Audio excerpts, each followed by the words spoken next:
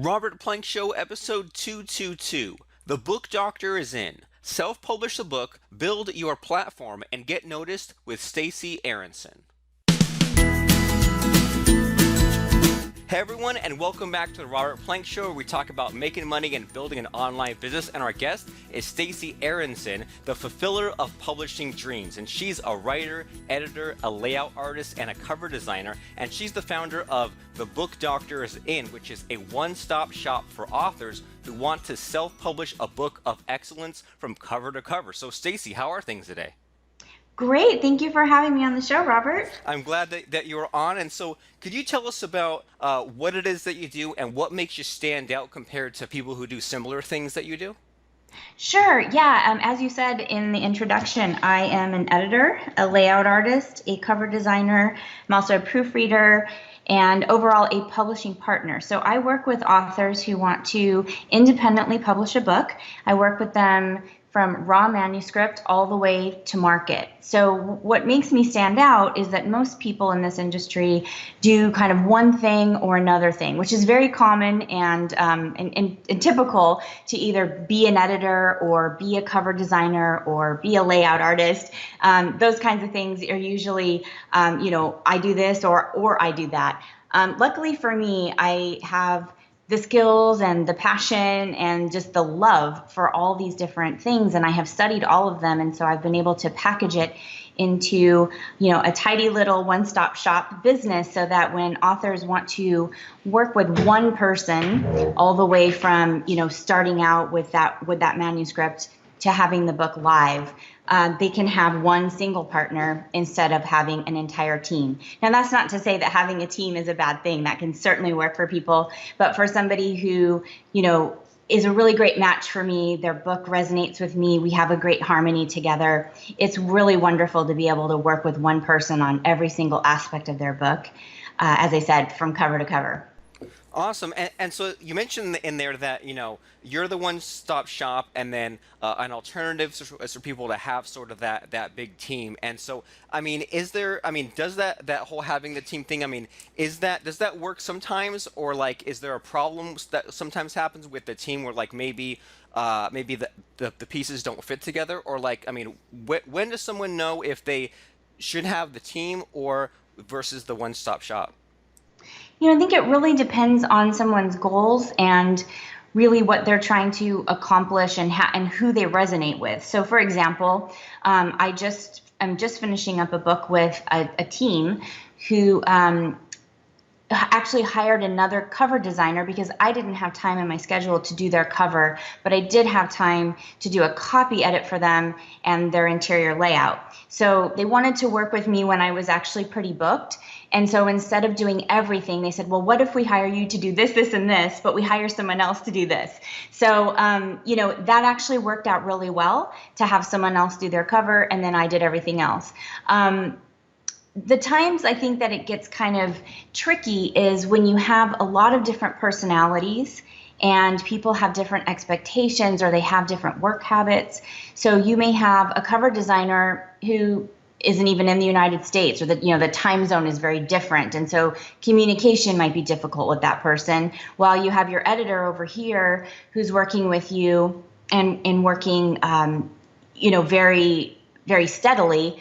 And you're trying to get this cover designer to get, kind of in tune with the editor, with the layout artist, to kind of get all the pieces to come together. And sometimes it's just difficult, either because of logistics or just because of the way that particular person works. So it's really just kind of making sure that every person who fits into your book team, if you are going to hire a team of people, is really in harmony with you in the best possible way, knowing up front how they work, how they communicate, what kinds of timelines you're on. And sometimes it's just a little bit tricky to get all those moving pieces working together really seamlessly. And so, as I said, if someone's book project is really a perfect match for me and we have harmony together as people, then working together from start to finish is a really wonderful thing to do. But for some people, yes, hiring a person here and a person there, it works fine. But I would say the people I have worked with who've done that have found it maybe a little more challenging at times, just because you're juggling lots of personalities and different work ethics at one time. And that makes perfect sense, especially like yeah, like if one person's super speedy and maybe the cover designer is super slow, then in that team like one person might hold the whole thing up just because one person is slower than the rest. And so you mentioned that so all these different moving parts as far as the cover and editing it and making everything perfect. And so where are some ways that you're seeing some of these authors go wrong in making their book as good as it needs to be? Well, really, the biggest thing, and this is the umbrella for everything that fits underneath it, is that people going into writing or producing a book on their own think that self-publishing means DIY. And it's understandable that people think that because do it yourself and self-publishing, that word self is in there. And so there's that sense of, oh, I'm supposed to do everything myself. But in reality, when you think about it, how many people are really trained as a book editor, as a layout artist, as a cover designer, as a proofreader? The majority of people are not going to have that kind of training as a writer. And a lot of writers aren't even technically writers. They're entrepreneurs or business people who want to write a book about what they do to help their clientele or their audience. And so writing isn't even necessarily their specialty. And yet they go into producing a book as though, oh, well, I guess I'm supposed to do all of these things by myself. And nothing could be further from the truth. I like to just use a really quick analogy that if you were going to build a house, for example, it would be pretty unusual for somebody to be a contractor and a plumber and an electrician, and be able to do every single thing that house is going to need to stand the test of time. You're going to need to hire people who are trained in these particular fields to do their job so that you can end up with a beautiful product in the end that will last. And a book, even though it's on a smaller scale, is very much the same way. An author needs to go into the process thinking of it as a publisher, not so much as a writer. So how does a publisher look at a book process? How do they look at how a book is going to be successful? Well, they have teams of professional people. They have an editorial staff and they have an artistic and design staff specifically trained to create different parts of a book or to fine-tune parts of a book. So when an author goes into it and wants to publish a book by himself, he needs to really think about, okay, I need to make sure that I have all the right people to do all the things necessary to make this book excellent. Otherwise, you end up with a really substandard book that has nothing to offer the audience or the author in terms of credibility, and that's the last thing you want.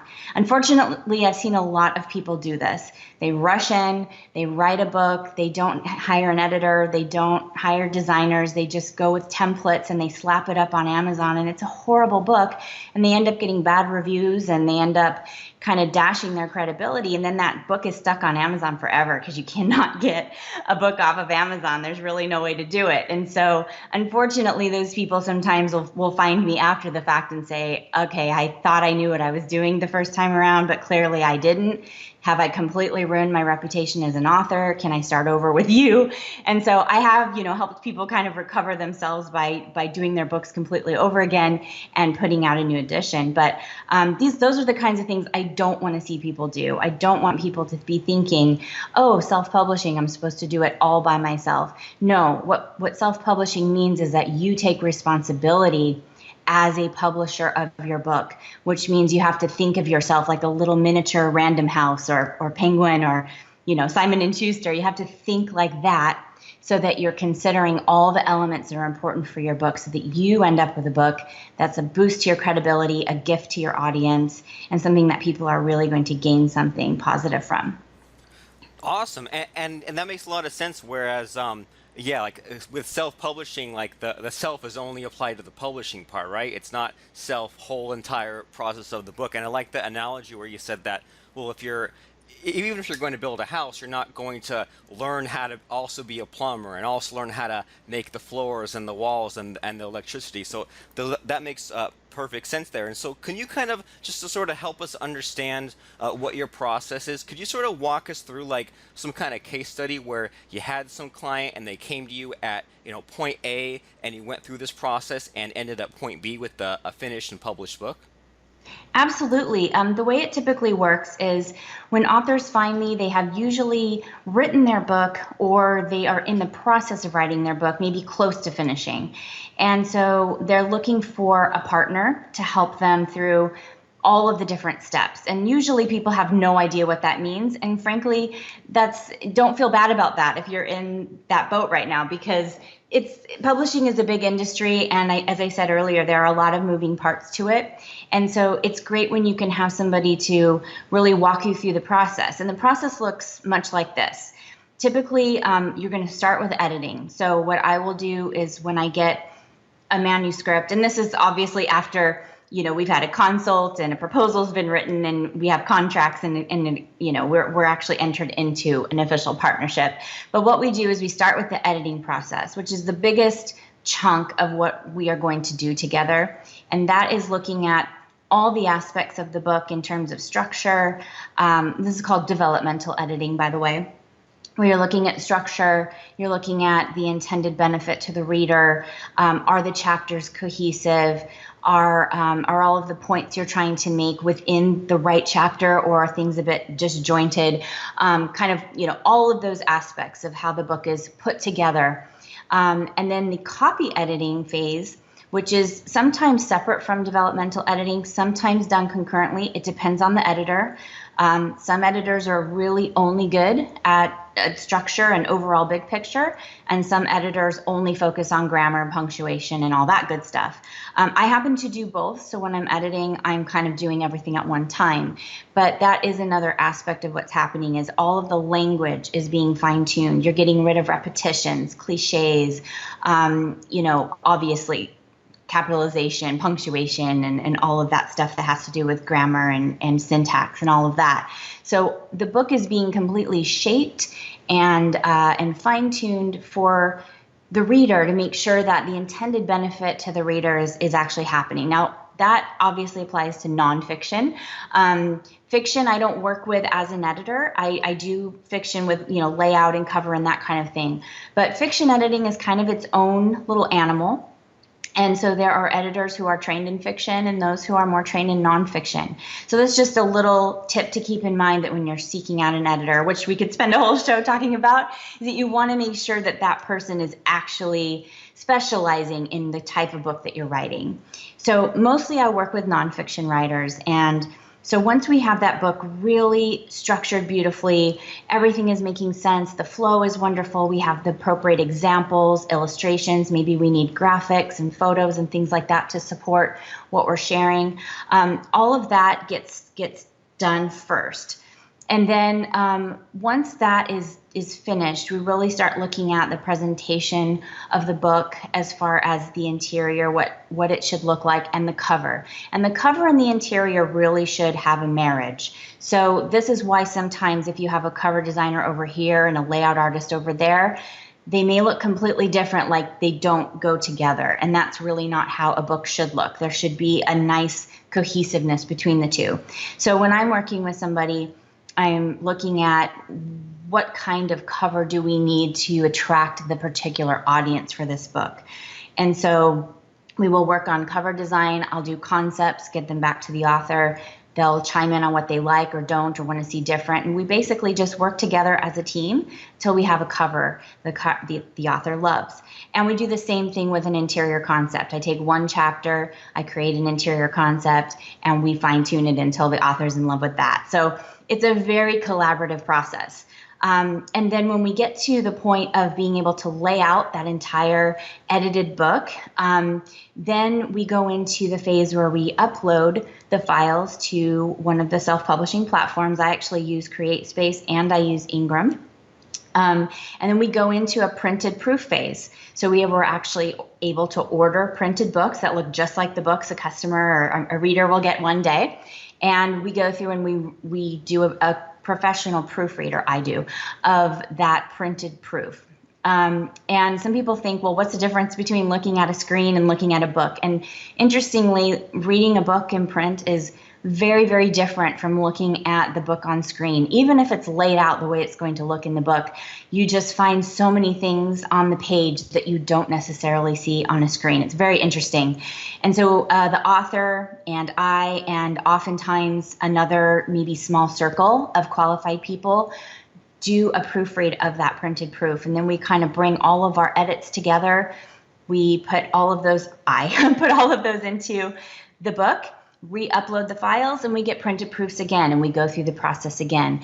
And some people wonder, well, why do you do this so many times? Because you would be so surprised how many times you can still find small things. And so it's really important. I always leave 8 to 10 weeks for proofreading, and that is the last big phase that we go through.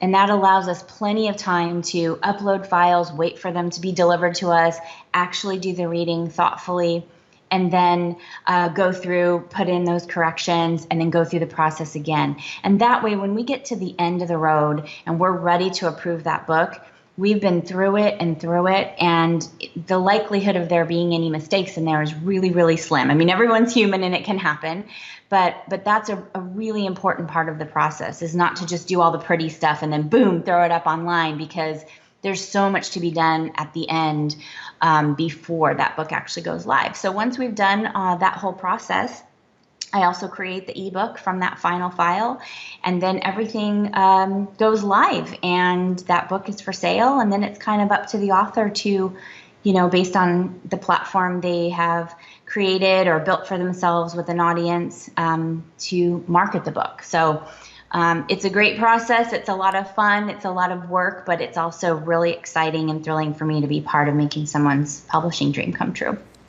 Cool, and I mean, and it sounds like there are a lot of steps to step through, but luckily it sounds like it's for the most part kind of, exactly where you're at, kind of what phase you're in, and it's just sort of to make sure that I got everything, or that I understood about your process. And so first there's that consultation meeting where you figure out the book proposal and the contracts, and then you said that usually people come to you with either an almost finished or a finished book, and you do the editing and look at the structure and make sure that the chapters are making the right points and that it all makes sense. And then you go through and do that copy editing, and you do the big picture stuff and the grammar stuff and the take out the cliches and make sure the syntax and everything is right. And then you move on to the illustration and then all the graphics within the book. And then the next stage is the presentation. So you make sure that the interior is good, the cover is good, that it's right for the audience, and that the cover and the inside of the book both play well together and match up.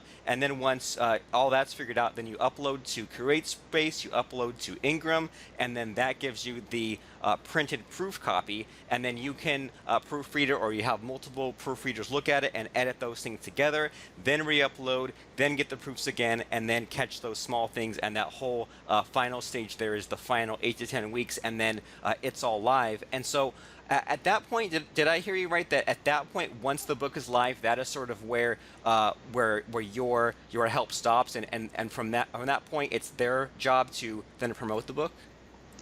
For the most part, yes. And what I want to say about that, and by the way, that was an incredible recap. You clearly got it all. That was fantastic. Yes, one really important point I want to make here is that the marketing concept, the whole perspective of the audience of your book and how you're going to sell that book, it really begins before you begin writing the book. You really have to know your audience. And I'm assuming a lot of your audience, your listeners, are maybe nonfiction writers, or they're business people who are thinking of writing a book. Yes. To help promote their business or build their credibility as an entrepreneur. And that's an excellent goal to have, certainly. So I'm kind of speaking more to nonfiction right now instead of fiction, but just know that fiction is equally important. I actually write fiction, but for the sake of relating to the listener the best that we can, the way that you think about your audience shapes everything about how you write the book, how you design the book, because it's all about the reader. And so a lot of times what happens is people get really focused on wanting to write a book to help boost their credibility, to show what they know about their subject. and they forget all about the fact that this is for a reader. It's for their benefit. So the best thing to do from the very beginning, and if you're writing a book and you're saying, oh my gosh, I didn't really think about that yet, that's okay, as long as you do this somewhere in the process, or the earlier the better. But to think about, the pain points of your reader. What is the problem you're trying to solve for them? What is it that you're trying to help them accomplish that will give them more confidence or give them success in some area of their lives? So those are the points that you want to start with, and that's what you want to write to. And that's also what you want to be thinking about when you're working either with a team of people or with one partner like me, where I'm always asking about, well, who is your audience right from the start? Who is your audience? Why are you writing this book? What is the goal of the book? And, who is going to be reading it? And I'm spending a little extra time on this because this is so crucial. I don't want anyone listening to think that you jump in, you write a book, you find me, we partner up, we make a beautiful book. It's, excellent. It's at the level of traditional publishing. And then I say, okay, bye, have fun selling this book and good luck.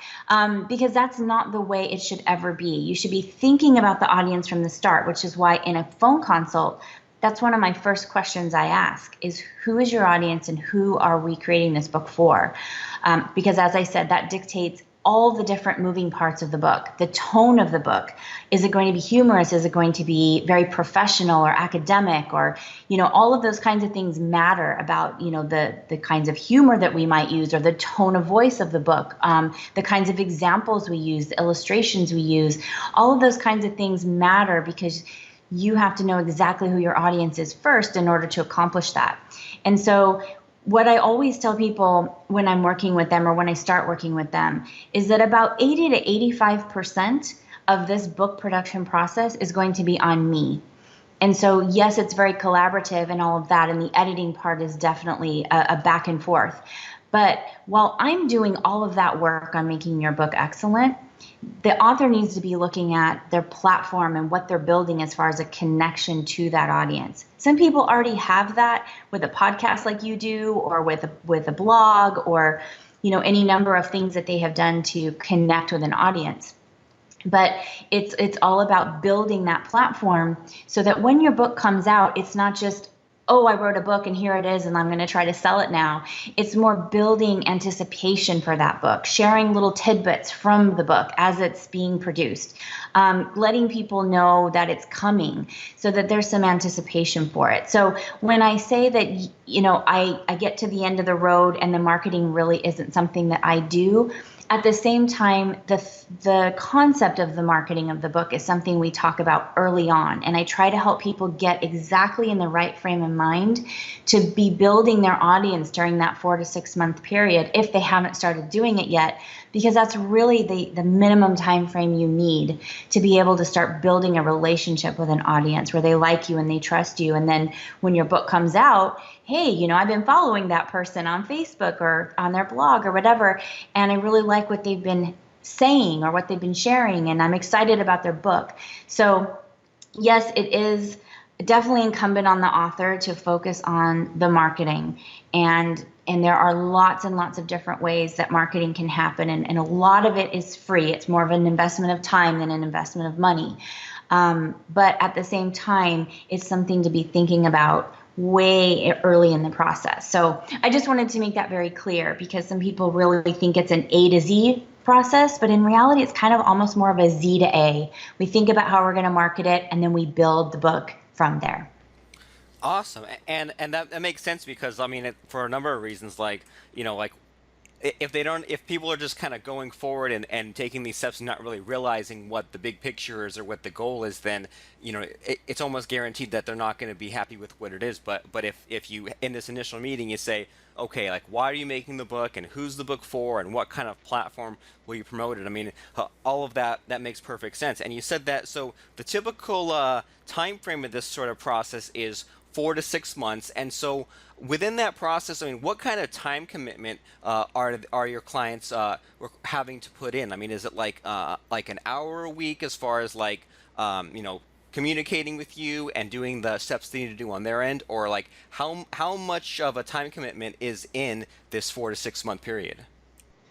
I would say the editing part is definitely the most of the time commitment that's going to happen. And that really depends on so many factors. It depends on the level of writing the book comes to me at, or in, I should say. So if the writer is quite an amateur and the writing is really I don't want to say bad, but sometimes I get books where I have to do a lot of rewriting, a lot of reshaping. And the authors are very grateful, though they will admittedly say, I've never written a book and I really haven't written much before, so it may not be that good, but that's why I have you.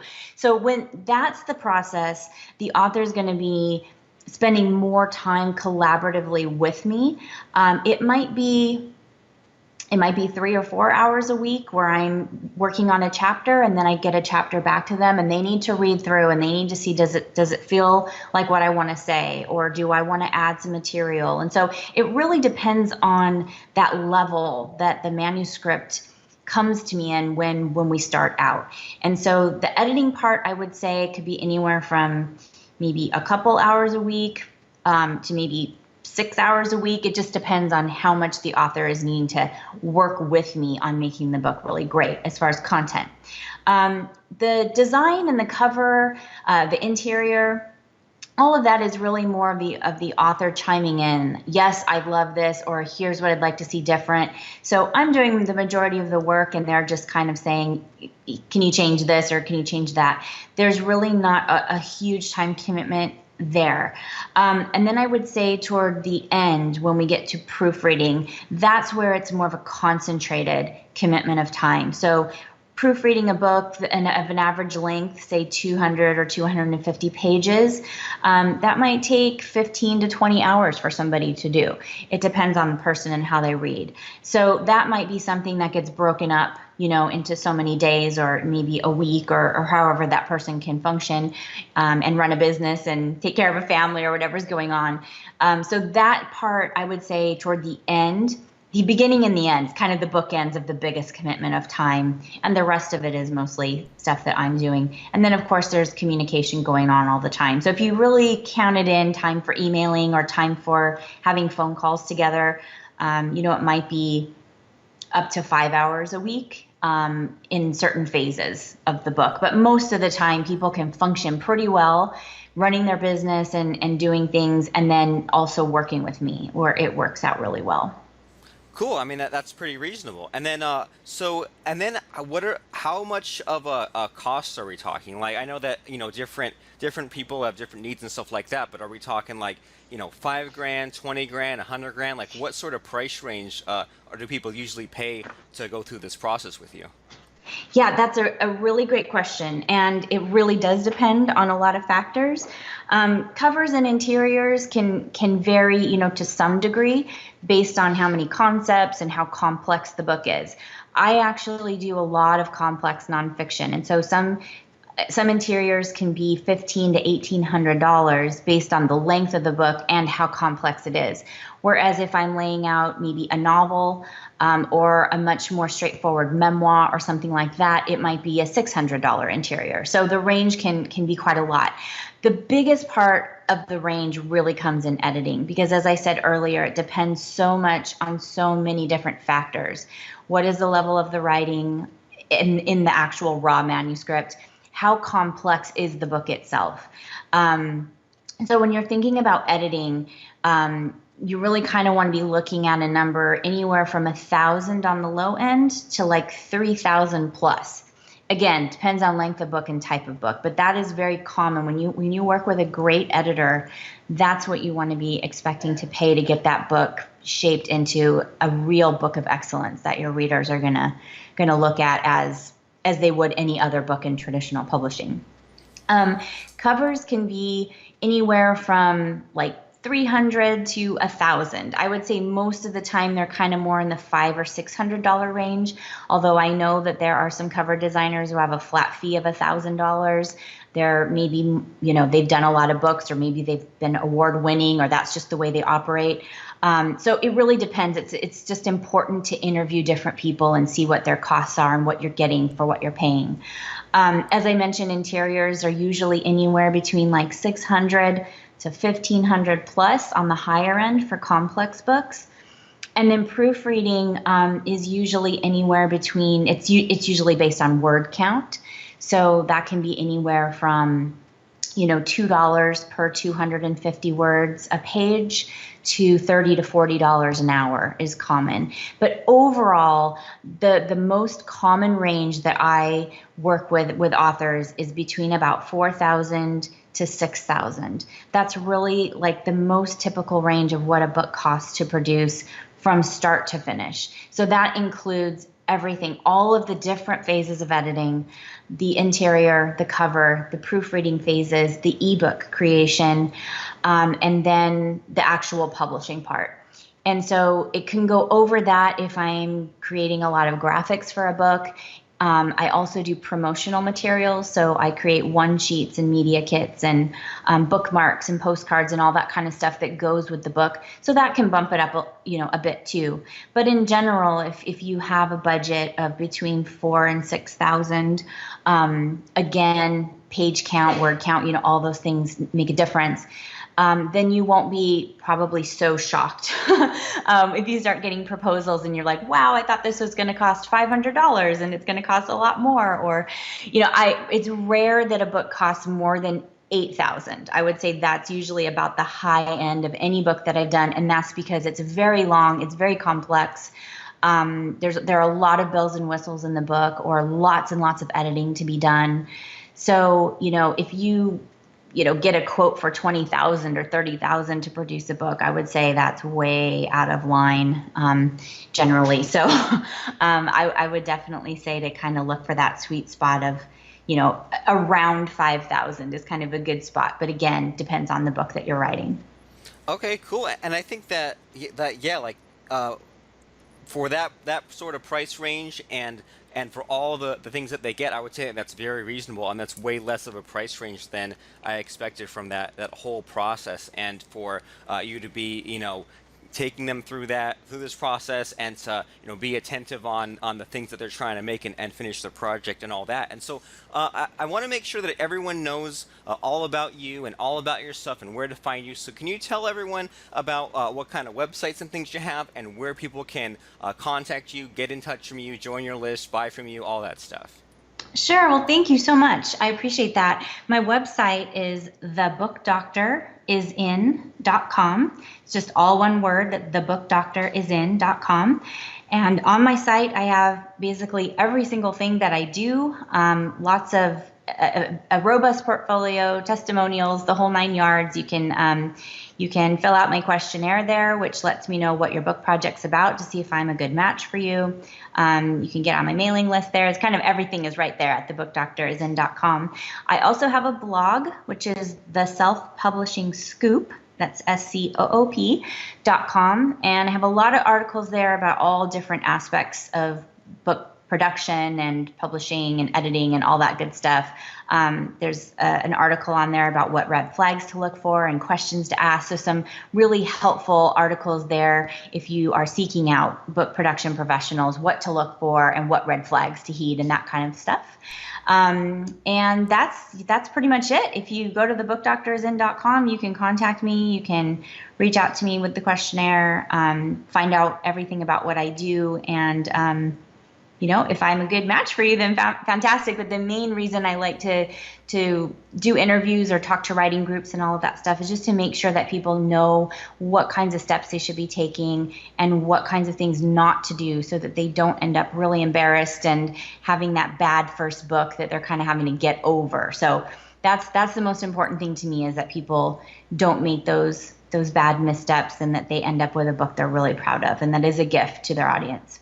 Perfect. You've seen enough horror stories that there is a better way, and it doesn't have to be as difficult as a lot of people are making it. And like we said at the beginning, you've seen some people try to do it themselves and put in all this work just to have a bad book. And I'm sure that you've also seen other people try to just sort of hand it off to a ghostwriter and maybe not have much of a hands-on. So your solution seems super perfect for someone who wants to have that super great and finished book that helps people, that's professional quality, that's actually finished, that's out there, but they also want to have some input, because guess what, it is their book as well. So everyone everyone listening, if you're thinking of self-publishing a book, if you're just kind of doing your research, you're looking around, or wherever you are in that point, it can't hurt to check out Stacy and check out her website at theselfpublishingscoop.com to get to the blog and get the information. But definitely go to thebookdoctorisin.com and go there and fill out that questionnaire to see if you're a good fit for Stacy and